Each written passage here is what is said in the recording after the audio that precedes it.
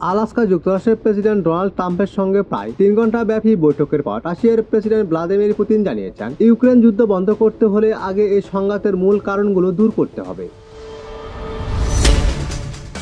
15 August শুক্রবার বৈঠক শেষে যৌথ সংবাদ সম্মেলনে পুতিন বলেন, একটি স্থায়ী ও দীর্ঘমেয়াদী সমাধান চাইলে আমাদের এই সংঘাতের শিকড় উপড়ে ফেলতে হবে।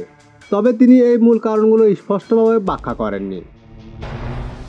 বৈঠকে ইউক্রেন সংকটে ছিল প্রধান আলোচ্য বিষয় বলে জানান রুশ প্রেসিডেন্ট। তিনি বলেন, আমার আশা ইউক্রেনীয় ও ইউরোপীয়রা শান্তি প্রতিষ্ঠার পথে বাধা সৃষ্টি না করে গঠনমূলক ভূমিকা রাখবে। পুতিন আরও বলেন, আমি প্রেসিডেন্ট ট্রাম্পকে ধন্যবাদ জানাই। তিনি শুভবু থেকে শান্তি প্রক্রিয়ার প্রতি ইতিবাচক মনোভাব দেখিয়েছেন। একই সঙ্গে তিনি ফলাফলমুখী আলোচনার উপর গুরুত্ব আরোপ করেন। রুশ প্রেসিডেন্টের ভাষায়, ট্রাম্প যেমন যুক্তরাষ্ট্রের সমৃদ্ধির প্রতি মনোযোগী, তেমন তিনি স্বীকার করেছেন যে রাশিয়ারও বৈধ স্বার্থ রয়েছে, যা উপেক্ষা করা যায় না।